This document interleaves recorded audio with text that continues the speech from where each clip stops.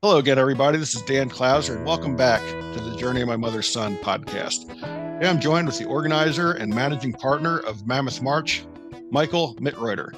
Mike, thanks for joining me again today. Thanks for having me again, Dan. It's a pleasure. Love it, love it. So, just to give some background for people who may have just started listening and weren't listening to my podcast back in July, I had Michael on back then. At that point, I had heard about this event called Mammoth March, saw some sort of I'm sure Google was listening to me at some point. I mentioned the word hike, and then all of a sudden I started getting all these social media ads about this Mammoth March, which is a 20-mile hike in 8 hours or a 30-mile hike in 12 hours. And I hear a rumor that they might be working on a 60-mile hike in 24 hours, which that's a little over the top, but that'll be pretty cool if it all comes together. So, at that point I signed up for the hike in October in New Jersey. So the first podcast is really talking about leading into it and what the inspiration was behind Michael starting the event and that sort of stuff. But certainly, from my perspective, was not having any experience other than I knew I'd signed up for this hike. And then my niece decided to join me on the hike, and we did it in October. Mike and I got to meet in person at that point. And as we were talking after we finished the hike, I said, "Hey, we gotta do another podcast." And Michael said, "Actually, how about if we turn the tables and I'll actually interview you a little bit and ask you some questions about the event now that you've participated in it." So this will be a little bit different format than what my normal podcasts are, because we're going to throw the hosting task over to Michael. So, Michael, again, thanks for joining me. I'm really looking forward to this. Now that we've done this, the second time and we've met in person, I feel like I really know you, even though we've literally been on a Zoom call for a couple hours, and literally as you're running around, organizing the event and breaking down the event, got to say, "Hey, how's it going?" But I really feel comfortable talking to you. I'm looking forward to doing more Mammoth Marches, and I think this is going to be a lot of fun to turn the tables. So, without further ado, I'm going to flip it over to Michael to take on the task of hosting this podcast. Yeah, that's great. Thanks a lot, Dan. And again, I really appreciate you showing up to the event. And it's kind of interesting because I mean, I talked to a lot of participants, obviously after the events, after different events. But for me, it's very interesting to learn from you. And basically, we started the journey right when you signed up, like you said, when Google listened. That's how we wanted it to be. So when Google listened and said, "Hey, I might want to do that organized hike." So from my understanding, and from not only for our participants but maybe also for your listeners, it would be interesting to, first of all, what made you sign up, and then from kind of like go the journey from signing up to finishing the event. Is you have a certain understanding, or you have a certain idea of what to expect, right? So we have a ton of people that see our ads, or that want to do an organized hike, or don't want it being just dragged into it from someone else, and then they basically they say, "Okay, I'm gonna walk for 20 miles." That either it sounds like fun, or, "Oh, I'm gonna do it with you," right? So they have a I would say most of them have low expectations, and but that basically switches after the event. So I hope it did for you, and that's really what I wanted to find out. So what made you sign up, and then maybe what were your expectations to before the event, and what maybe changed during the event, or what was your experience? Yeah, yeah. So what made me sign up is I've hiked and walked quite a bit since probably somewhere around 2012 or so. I really started doing a lot more walking and hiking, and a combination, because most time I'm with my dog. So sometimes it's just a walk through the neighborhood, sometimes it's out on a trail, and I certainly prefer being out on a trail much more than going through a neighborhood. So um, once we started traveling full time in an RV, then that even became a bigger part of my lifestyle. With staying in a lot of state parks and national parks, and there's always trails available. Getting out and getting the dog out with me just really, makes me feel at peace and, closer to nature and closer to God. And, I seem to, find a little bit more creativity after I'm out in the woods hiking. As you know, I'm an author, so I find that I can, after a hike, I can, usually write better and that sort of thing. So, um, so I'm always kind of looking for different things. And, you know, I would say most of my hikes are, of moderate difficulty because I'm with the dog. So it's not like I'm climbing Mount Everest or anything like that. But, distance wise, I do like to stretch it out, so I've done, several 8-10 mile hikes. Mm. On average, I would say if he and I are hiking, normally it's anywhere between 4 and 6 miles. Mm.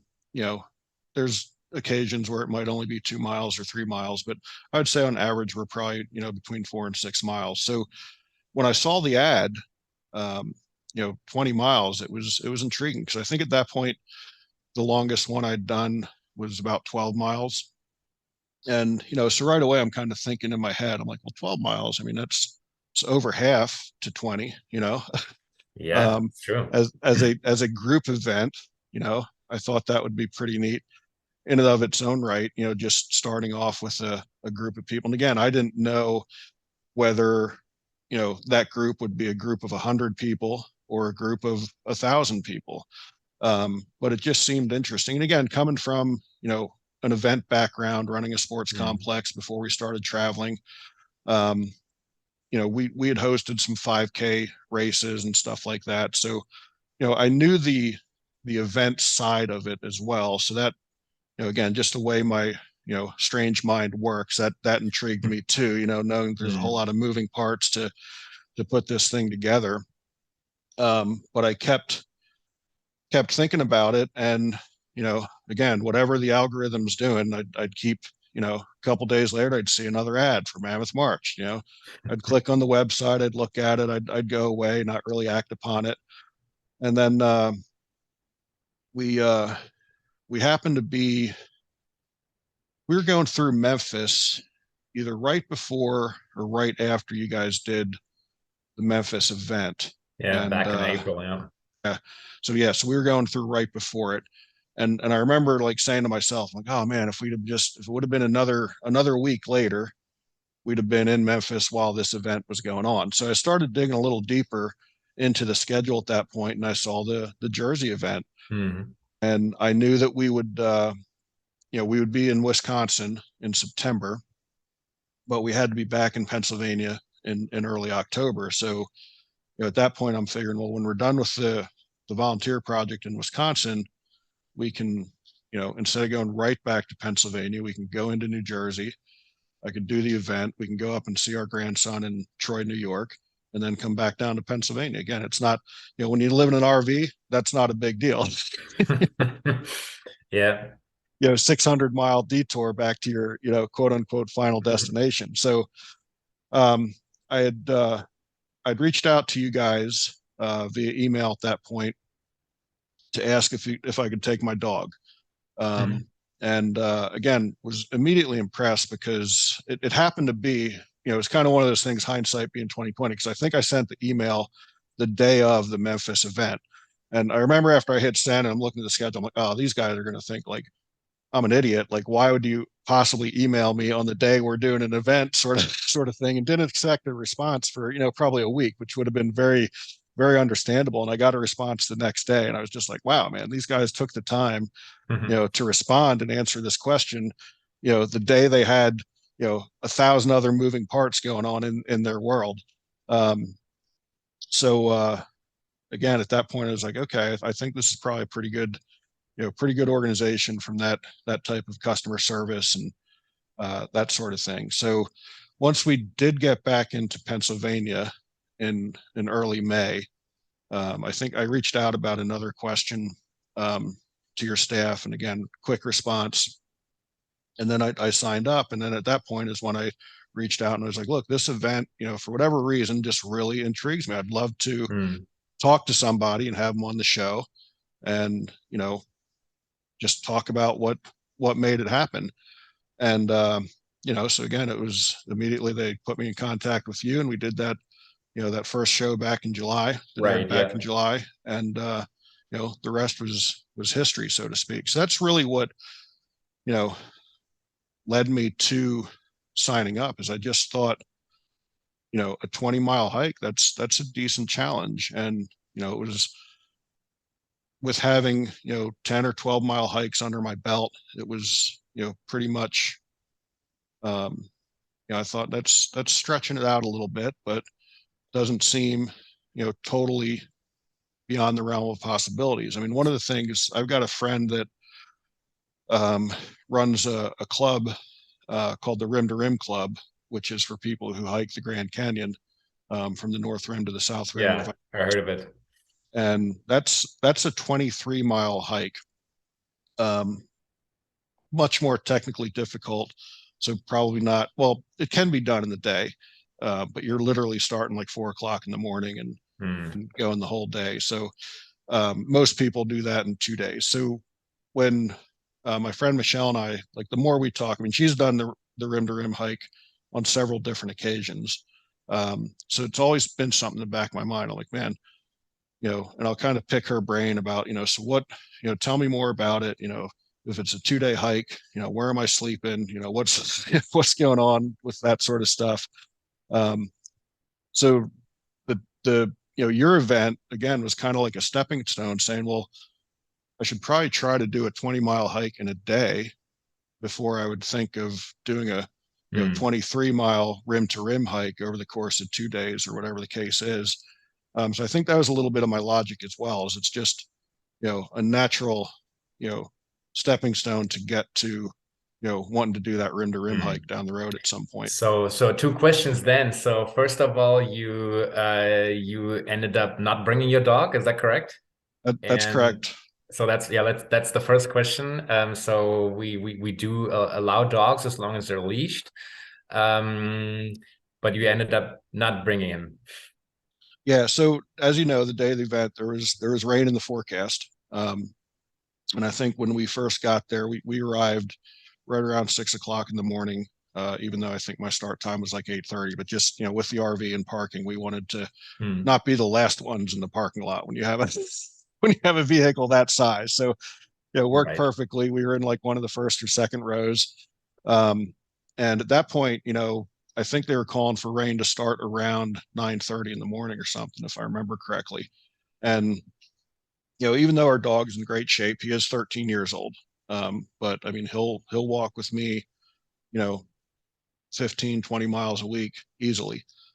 And but at his age, I had some concerns of, Hmm. if we were going to be out in the, in rain for 8 hours, because again, the forecast was like once it started, it was just going to go, straight through. And I even remember the MC, as we were going through the gate, saying, well, folks, it's not raining yet.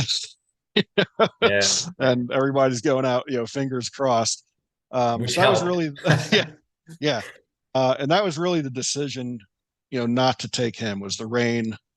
Really had nothing to do with the difficulty of the hike or anything like that. It was really just with the, possibility of rain. And then fortunately, I mean, I think it rained lightly for about 10 or 15 miles. I mean, 10 or 15 minutes, Hmm. if that even. And I think that was on the back end. I think that was after mile 10 where it rained a little bit, and then it stopped. And then it didn't start raining until really the next day. So, Yeah, I thank was goodness not in that the that. best mood, to be honest, when we went to bed the night before, because like you said, the forecast was basically, oh, it's gonna rain, yes, and when will that be? Well, for the whole duration of the event, and it's like, huh.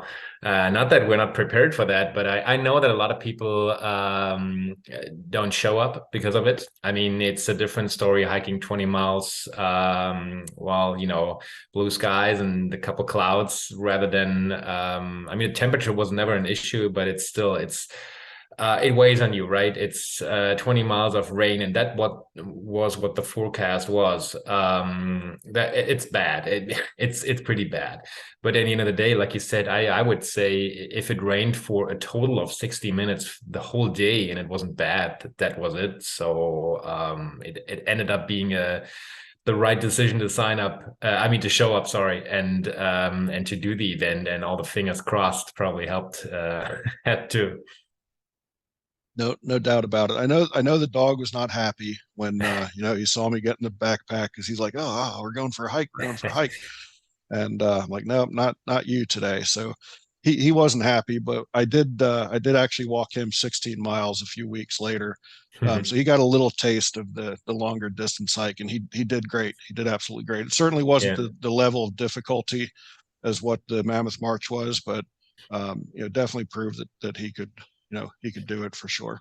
Yeah, usually it's the dogs that drag people over the finish line and not the other way around. So all of the ones that sign up to do the event with their dog, I think they don't regret it. I mean, we offer the option to drop out at the aid station. So whenever there's an issue or you have a feeling that the dog might not make it, I haven't seen a case where dogs need to be, dropped out. It's just the other way around. So they're usually in pretty good shape, and they do that and they enjoy it.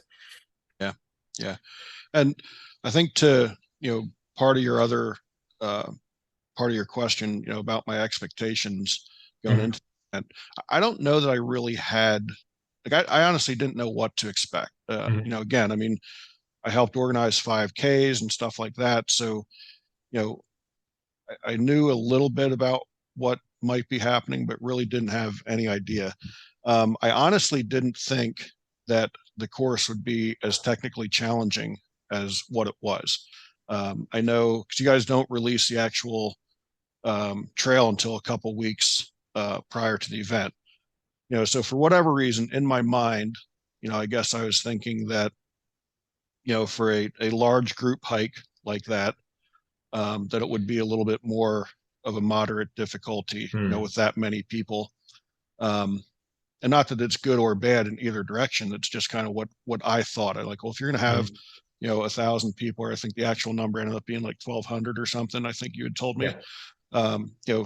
Just again in my mind, I'm thinking, are there 1,200 people who are, willing to do that type of, technically difficult Mhm. hike? I had hiked in Arizona. I'd hiked to the peak of Picacho Peak, Mhm. which was, I didn't do that with the dog either, because that I knew he would not be able to do, because there were some, like, 80, 85-degree Mhm. inclines there where you're using the climbing cables and stuff like that. First time in my life I ever did that. So, it's not that I'm totally, immune or foreign to, difficult hikes, but again, most of the time I'm with my dog. So it's usually relatively simple. I mean, we can hit some inclines and some rough terrain, but again, for whatever reason, I didn't think that um, it would be as tough as what it was.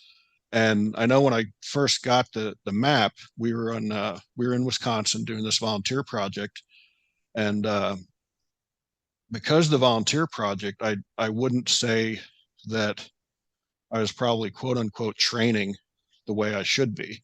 I was still walking every day and still getting out on trails every day, but where we were at, it was relatively flat. So, I mean, I'd done a an 11 and a half mile hike with two of my buddies and the dog in August before we had left to go out to Wisconsin.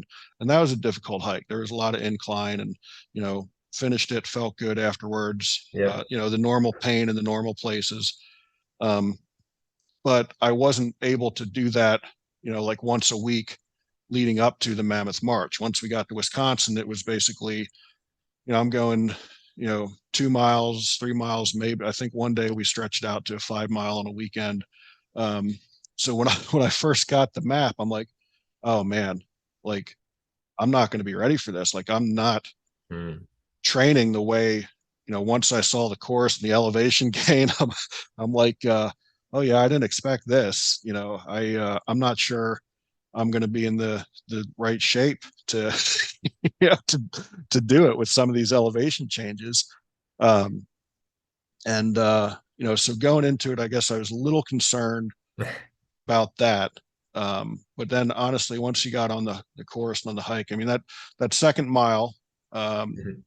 that was the toughest by far. Yeah. Mile one kind of set me up a little bit because it's, again, it's pretty flat. There was that one section where you're going under the bridge that was, you're kind of, going A little across some technical. rocks and Yeah. stuff. But other than that, it was pretty smooth. And then, shortly after you hit mile one, um, now you're getting into the trail and very rooty, rocky at spots. So, you know, rough terrain. And then the inclines start. And the first one, again, is kind of preparing you for what's ahead a little bit, Mm, but it's still pretty steep and pretty good. And at this point, it's still early in the hike, so it's still like it was literally a march at that point. mm. It was a single file line, through the woods of probably, 50 or 60 people deep at that stage. And then we got to that, one, major incline. And, that was right before we actually got to, you know, surpassing the 2 mile mark. Right.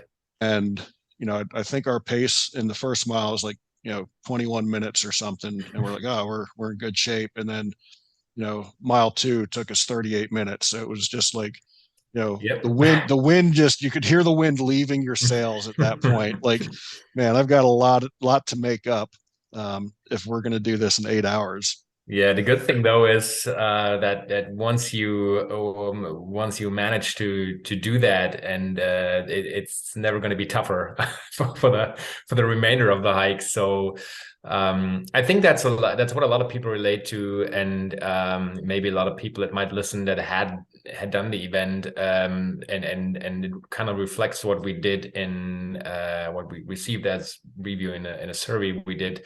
So it was challenging. So we had a couple of questions. One among them was, were you prepared for it, or how did you do? And I think the one answer that basically nailed it on the spot was, it was challenging, but I made it. Right. Is that what you can relate to? Oh yeah. Yeah. Without a doubt. And, I'd said I did it with my niece, and, toward the end, she was fine, through this second aid station. And then that next, level between aid station number two and number three really kind of beat her up. Her knees were hurting, quite a bit as we Mm, were, coming down and getting to the third aid station. And I really did expect her to tap out at mm, mile 16 at that third aid station, because it was starting to get dark at that point. And again, she was in rough shape. Um, but when she looked at me, she's like, okay, let's get moving again. I'm like, all right, we got 4 miles and it's getting dark, are you sure? She's like, yep, let's do it. mm, And, so the last 4 miles were kind of slow. But we ended up finishing it. Um, you know, we, we had to help her back up into the RV as we, we got there. And initially, she's like, look, I'm not going to do this next year. Um, I'll volunteer with Aunt Sandy because as my wife helped there at aid station three. And, I'm like, hey, that's fine, whatever. So I don't know for sure if I'll be able to do it next year because I don't know where we'll be.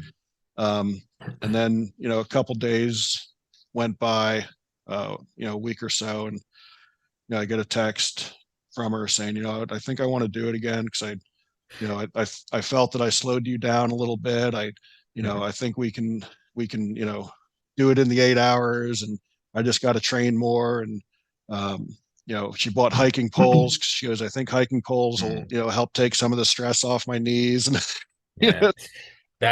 That's the typical reaction that we see. So after the event, when people cross the finish line, no matter their shape, there's like, oh my God, I made it. I'm so proud. We actually saw a lot of people with tears of joy, and but pretty much the an hour later, maybe a day later, when you feel your legs being sore, you feel the blisters. Every time you gotta, get out of bed or, stand up and gotta walk, it's like, oh my gosh, I'm never gonna do that again. But wait for a couple of days, and that's basically what you said about your knees. Then they feel like it was fun, and I might do better. I might do a different one. I might do the same one, and it's funny because I think that's the most typical reaction we receive for people that don't do that on a regular basis.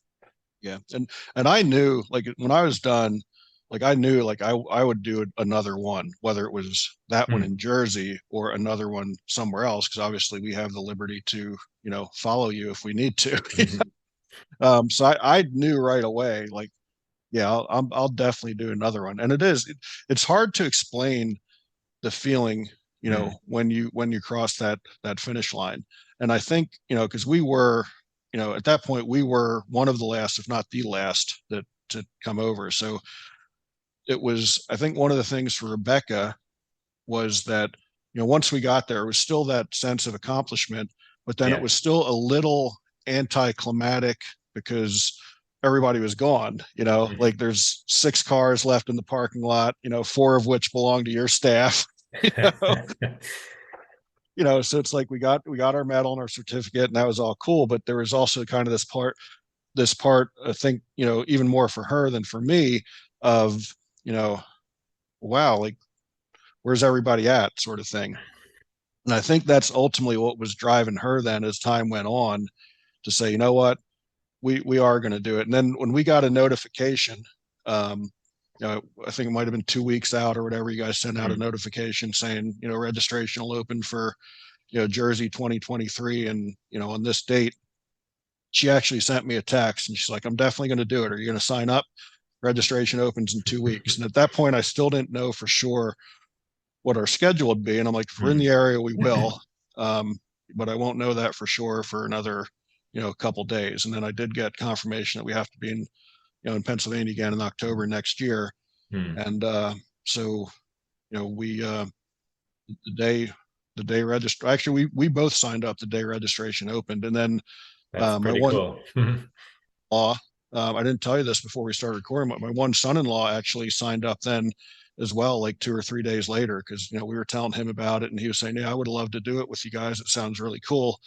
So there's at least 3 of us in our small group at this point for Very for good. next year. So you're definitely doing something right, because our contingent of 2 has grown to 3, and I've got a couple other people who are kind of you know teetering on as to Mm. whether or not it'll fit into their schedule. And I've actually got an intern, a former intern of mine, that lives right there outside, 5 or 6 miles from the event venue. And we went and had dinner with him Monday night. Mm. And I was telling him about it, and he was like, "Oh yeah, I think I might, want to do that." So who knows? Maybe we'll have 5 or 6 people in our little Yeah. group to do it, which just kind of adds to the fun, as far as I'm concerned. Yeah, it's really interesting because that is basically the storyline we hear from a lot of people that did an event. So, for instance, when we hosted the first edition in New Jersey back in 2021, we had around 400 something people signed up, and we ended up having roughly 1,000 more the year after. And it's funny how not only the word spreads, or maybe our ads target people better, but it's a lot of those people that took part in it. You know, tell other people about it, and then they drag some more people to do that, and it's the group size increases because it's obviously, I mean, a lot of people like to do like solo hiking. They just want to be remote 20 miles of, I don't know, listening to podcasts or not doing anything at all, or hooking up with other solo hikers, or maybe joining groups. But the majority is it's fun doing it together. And we have a lot of actually lady hiker groups, like 5, 10, 15 that sign up and want to do that together. And that's basically what we experience in a year 2 edition. So kind of like aligns with what you said about maybe your group size next year. Yeah, it's cool. And again, I mean, it's hard to put into words the feeling when you finish. But 20-mile hike is no, you know, no small task at all. So I Yeah. mean, there's definitely a huge feeling of accomplishment. Um, and I told you before we started recording. I mean, I felt really good because I actually ended up, doing another 20 miles, not all at once, but up until the following Saturday. Mm.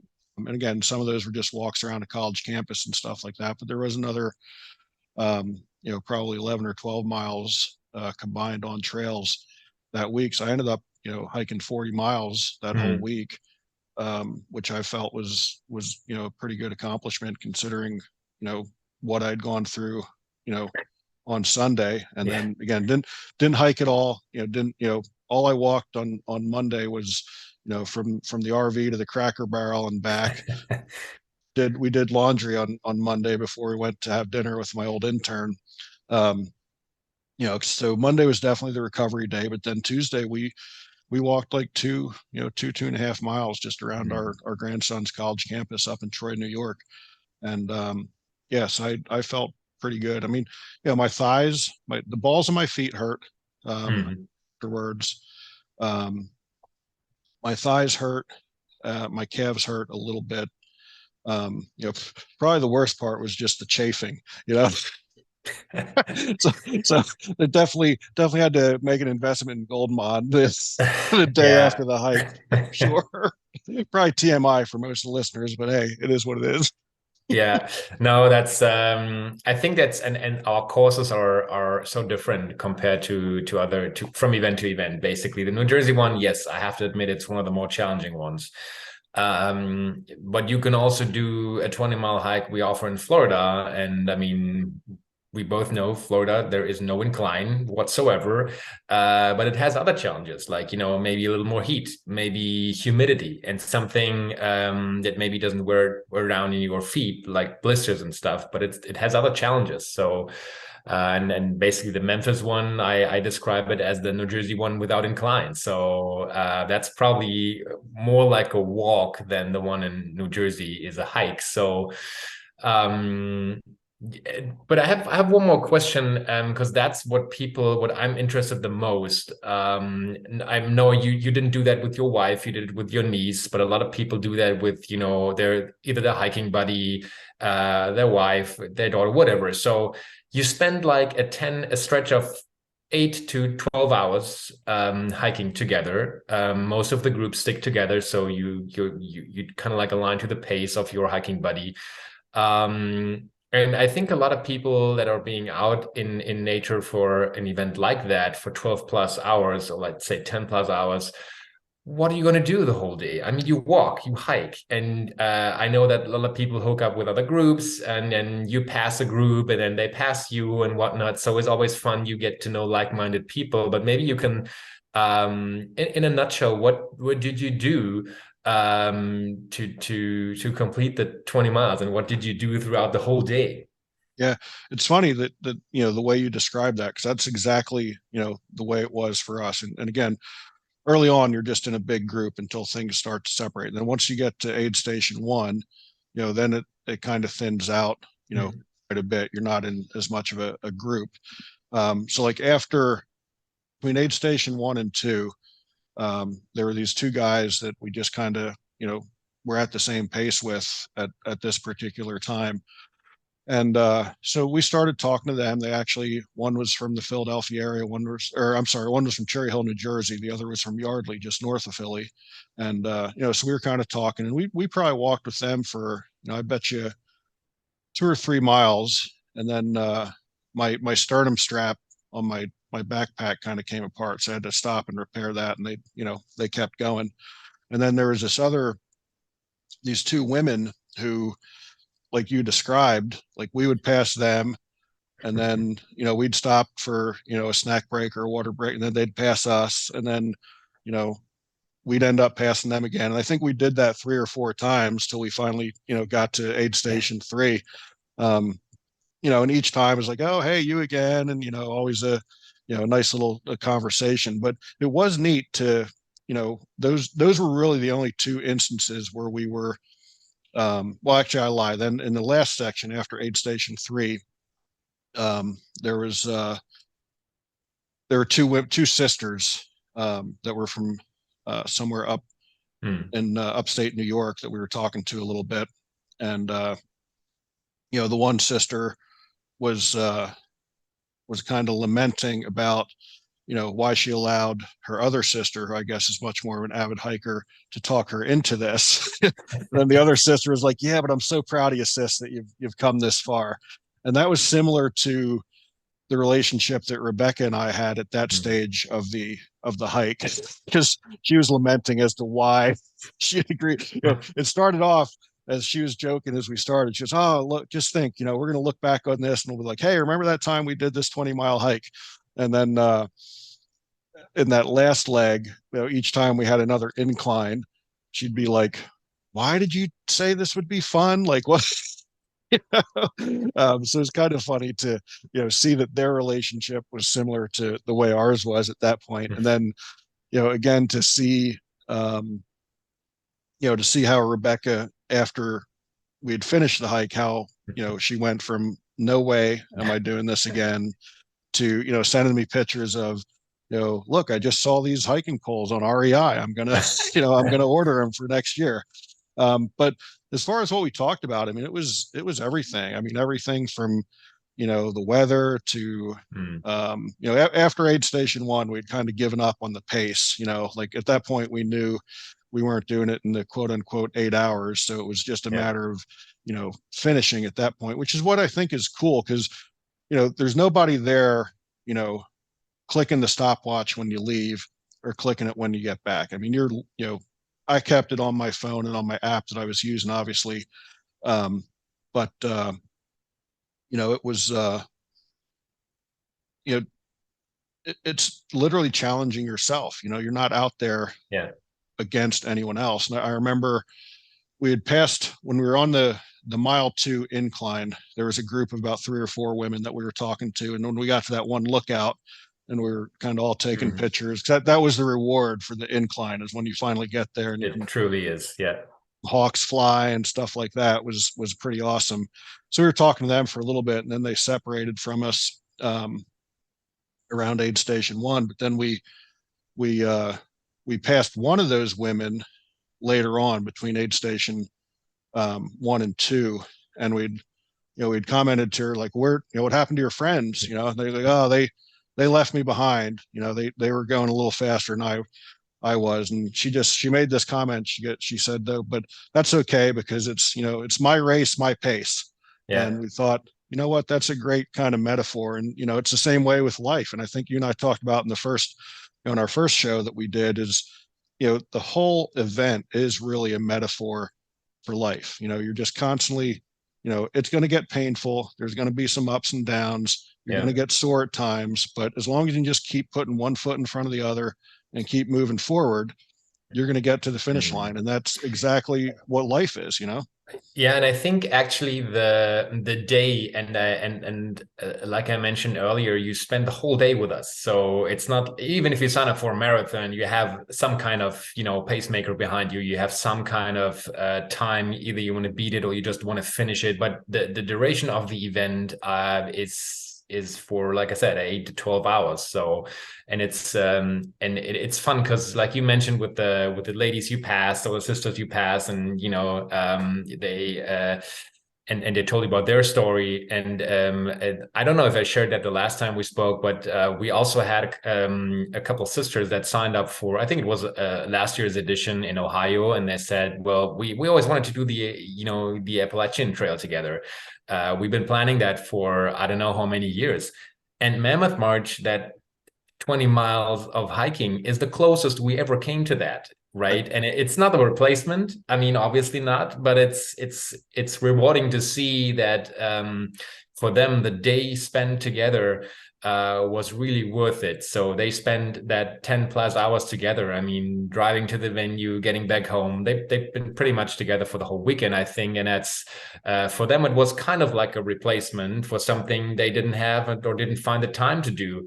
And doing a Mammoth March and finishing that, and having probably dozens of stories to tell, and hooking up with each other and catching up on things for 12 hours is something.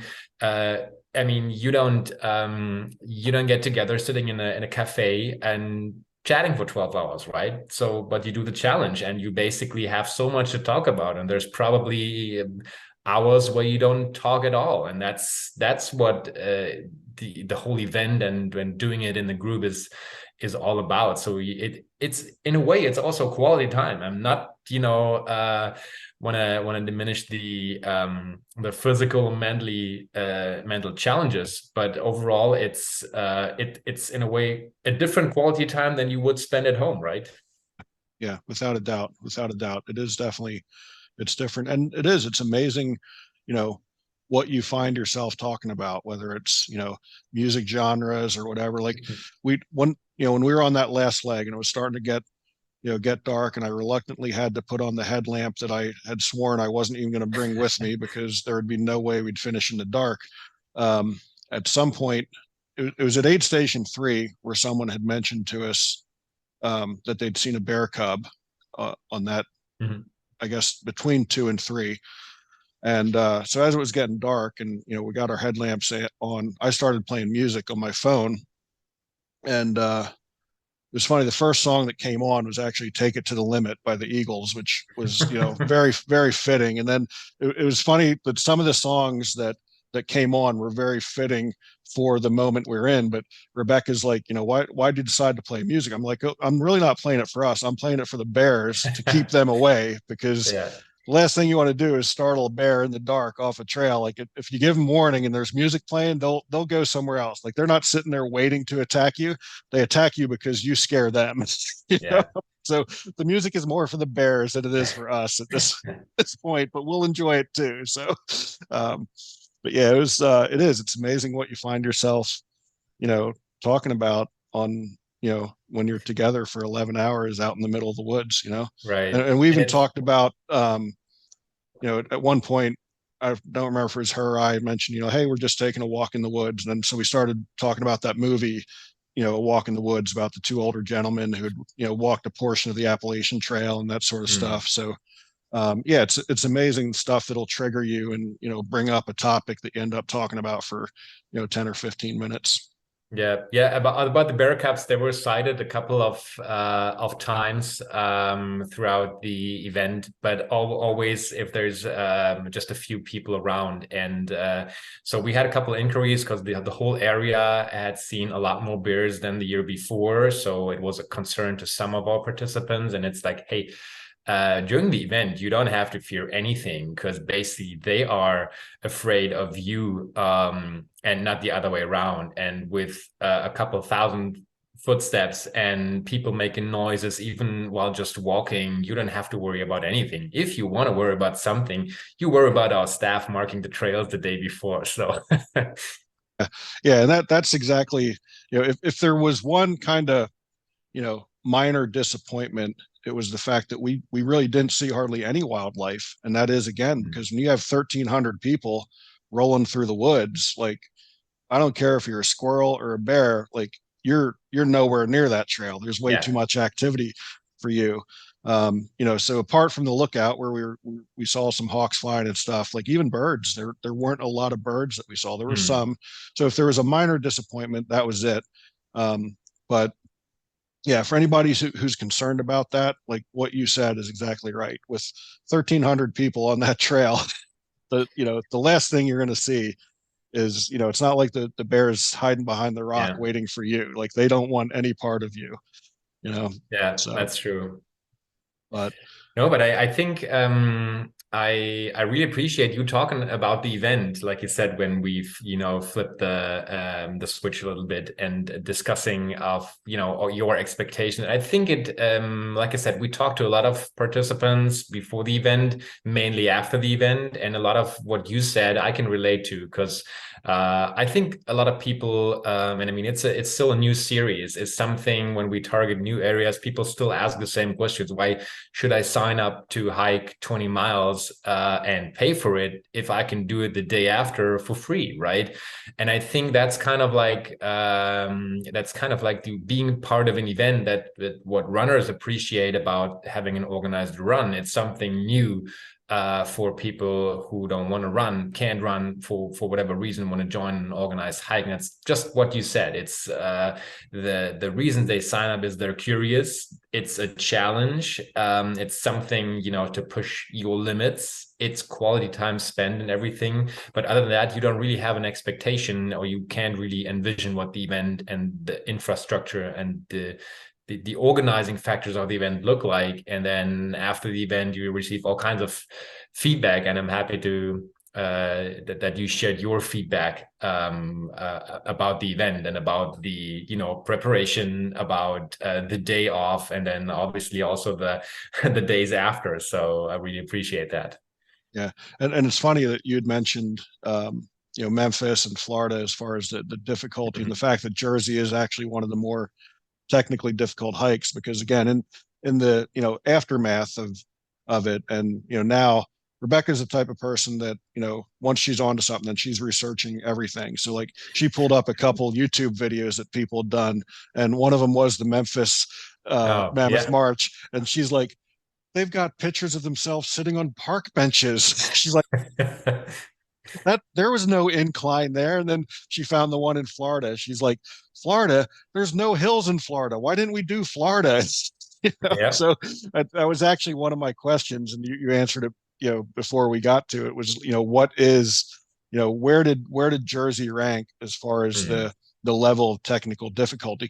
And I think that's the cool thing about what you do is that obviously you can do one in Florida or Memphis or Jersey, and they're three totally different events. I mean, you're Yeah. walking 20 miles, but they are different events, which actually I do have to ask you because um, my app showed us a little over 20 miles Mm. on Jersey. It was it was closer to like 21, and I know a lot of people Mm. were saying that. So I guess even that obviously it can't be a science because you're not going in there and cutting the course with a bulldozer. You're dealing with what you are. So there's a little bit of, I'm sure it's 20 miles, but there's always a little bit of room for error just because of what you're Mm. dealing with in the trail itself. So So bottom line, you got more for your money, right? No, absolutely.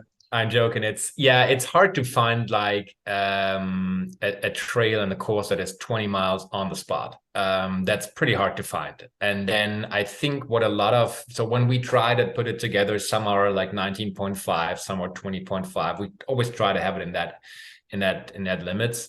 But you probably didn't stop your watch when you made a little detour to the porta potty, right? Or to an aid station, or there's like in I think from a marathon or from a Formula One racing, you speak of the ideal race line. There's no such thing in hiking in the woods, so there's always going to be a little difference, and we'd rather have it a few yards more than shorter because you want to accomplish the 20 miles. So that's pretty hard to and because it's not like in a sense of a competition, it's not a challenge where you have to nail the 20 miles on the spot. So I'm not surprised that you added a mile roughly, but yeah, I mean it's pretty hard. And if you compare your Garmin, whatever it is, your watch to other participants' records, you probably have 6, 7, 8 different mileages shown. Yeah, and you're right. I would have been if we'd gotten to the finish line and I was at 19.5. I probably would have been a little disappointed. So the fact that I was at whatever 21.2 or something like that, I was okay with it because, again, once you get to 20, at that point, like everything else is gravy, beyond that. Yep. Um, so yeah, it's interesting, but I do think that's one of the cool things of your events, though, is that everything, you can go to all these different ones and they're all going to be unique in their own right, for sure. So Yeah, and I don't know if I shared that. I think I didn't, because we had a couple of people that actually signed up. So we're constantly adding more events for next year. We're actually on pace for 15 plus something events next year. A lot of new events, a couple of events that will change, and a couple of the ones that we will repeat. For instance, New Jersey, we will host a third edition. And we have a lot of people that sign up for not only one event. We actually have a person that has signed up for 10 events in total. And that's like, well, I got to know her, right? And it's basically, she knows the trails as best as we can. And so that's very interesting and very rewarding to see. And I think it also um, um, shows that, just what you mentioned, it's a different story if you hike 20 miles in Jersey than in Tennessee, compared to Florida. And even if you do an event, and I would say, compared to scenery, terrain, and everything, our signature event in the Cuyahoga Valley National Park is the same kind of challenge, the same kind of technical difficulty, compared to New Jersey. It's still a completely different area. And I think it's challenging for us as an organizer, but it's also pretty rewarding or pretty unique to people that want to do different events in different states. And so that's pretty cool to see. And yeah, we're happy to constantly add more events with more and different territory and different scenery and everything that the US has to offer. yeah, yeah, and I think that's the beauty of it, and that's so cool to hear that somebody signed up for 10 events. Maybe we'll take a year in our travels and just follow you guys sometime and do Yeah. all the events on a calendar. That'll be a challenge for me one time, to if we can work that into our travel schedule one of these Yeah, years. Um, absolutely. uh, so yeah, this has been great. I appreciated kind of having the tables turned. I don't think I need to ask you my final question, because you answered it in the last podcast about, what are some of the, little things you do to make the world a better place. But I can answer it for you. But what you guys are doing in this event, it really can be life changing for people. I mean, that's an amazing accomplishment to be able to do that. And even, of the people who might not have completed it, whether they Mm. dropped out at 5 miles or 11 miles or 16 miles, like that's still nothing to be ashamed of. So it's like, Oh, no. you do that, and I think that's the best part of this, is there's no winners, there's no losers. It's literally a challenge, against yourself and against your body. And when you cross that finish line, it's like, wow, I did it. I did it. So it's cool. I mean, I love what you're doing. It's Yeah. awesome. And for me, maybe to answer that question, although you didn't ask it, is the what you mentioned. It's the stories, and for me, it's all the dozens of little stories that I come across. Either people share it on Facebook, on social media, people tell me about it after the event. We spoke about it, so everyone has their story to tell, and it's just like a small glimpse of what the whole picture is all those small and little stories also leading up to the event. So I just had an inquiry from a retired veteran, I think it was yesterday or the day before, and he said, I'm gonna sign up for the Alabama Mammoth March next year. I'm gonna have a full hip replacement in a couple of weeks, and this Alabama Mammoth March is going to be my milestone for next year. So he's got something to work towards, right? And holiday season is always the one, New Year's resolutions and everything will factor into signing up for a lot of people. Losing weight, spending time with their hiking buddies, whatever it is, and these little stories is pretty much what makes working on it so unique. Because, like I said, everyone has a story to tell before the event, after the event, And that's very, very rewarding to see that people use our events to, to set a milestone for something, to achieve something, and push their limits. And like you said, it's not life-changing for each and every one of them, but it is definitely for more people than I initially thought when organizing it. Yeah. Yeah. Do you know, yeah, because the other thing that's interesting is you have people from so many different levels, I mean, so many different ages, Mm. so many different, body frame types, that are doing these events. And as we were coming back, heading to the Mammoth March from Wisconsin, we'd actually met a woman in the Upper Peninsula of Michigan who was in the process of riding her bike Mm. from Washington State to Delaware. Wow. And once she completed that, and I'll actually end up doing a podcast with her because I got her information. We've been talking. She completed it back right in the beginning of November. She got to Delaware, and but once she completed it, she was actually going to become the oldest woman who ever Mm. rode bike across the country, which I thought was pretty cool. But do you have stats on that as to like the Mm. oldest people that have done the march, the youngest people that have done the march, or anything like that, or doesn't that really matter? Yeah, I don't have like the exact numbers. I know that we had a couple people 70 plus finishing the event who were in decent shape, I can tell you that. We had a couple people that wanted to find out about the event being a volunteer that are a little, let's say, older, but they kind of like got intrigued by the atmosphere, by so many hikers passing, so they immediately signed up for the year after.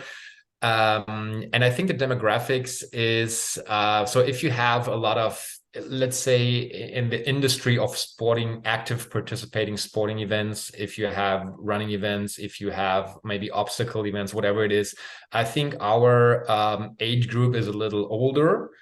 So maybe the average is not what 35, but maybe 45. I would say roughly like that.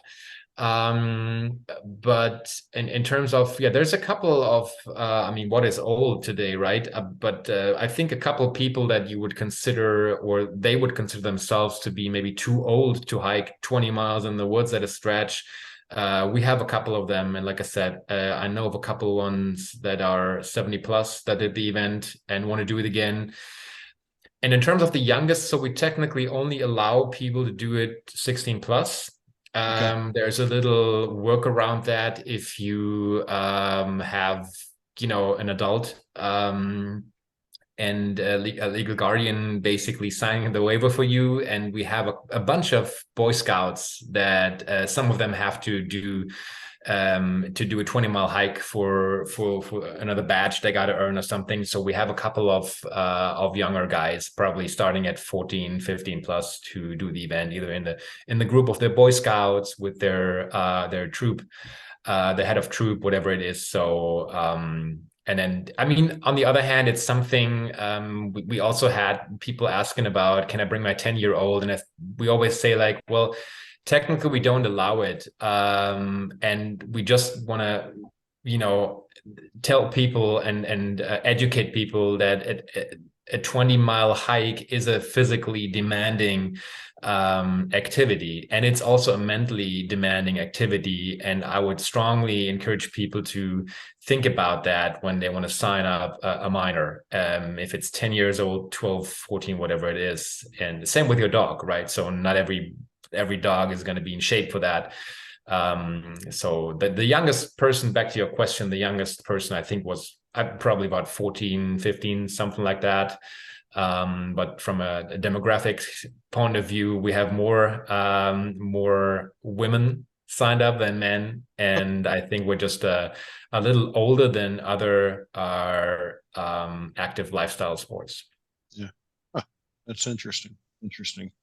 Awesome. So, Michael, before we wrap up, just if anybody that's listening wants to check out the events, wants to sign up, again, it's nationwide. So wherever you're at, there's going to be one, coming near you. So, how do they find out more information or sign up for a Mammoth March?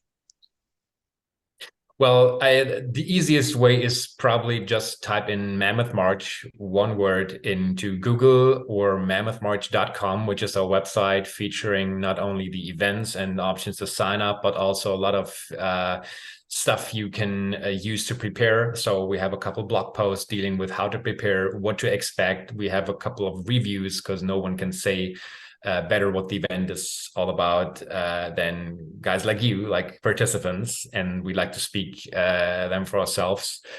We like to speak for themselves to find out what this is all about. And I mean, to stay tuned about new events and stuff like that, just type in Mammoth March on Facebook. We are on Facebook and Instagram. That's like our main social media challenge. But if you heard the event Mammoth March, I think just like you came across it, just type it into Google and we'll find you. That's cool. That's cool. Well, I'm looking forward to doing several more events with you guys. Like I said, it is life changing. It's inspiring. And it's a challenge, to challenge your body to do that is awesome. So I appreciate what you're doing. I'm sure many more out there do as well. So I thank you for taking the time again here to be on the show and, take over the hosting duties for me for. Yeah, thank you for that. I really appreciate it. And so we can also share it to other participants, or people that might be a little reluctant to sign up, or people that did the event and probably can relate to what your experience was. So I really appreciate you taking the time to answer my questions. I enjoyed it. So for folks out there listening, be sure to check out my other podcast blogs at journeymymotherson.com or danclouser.com. While you're there, pick up a copy of my most recent book, The Journey of My Mother's Son, Volume 1. Michael, again, I really appreciate taking the time, and I look forward to seeing you on the trail. Thanks a lot, Dan. Looking forward to seeing you again. Yeah.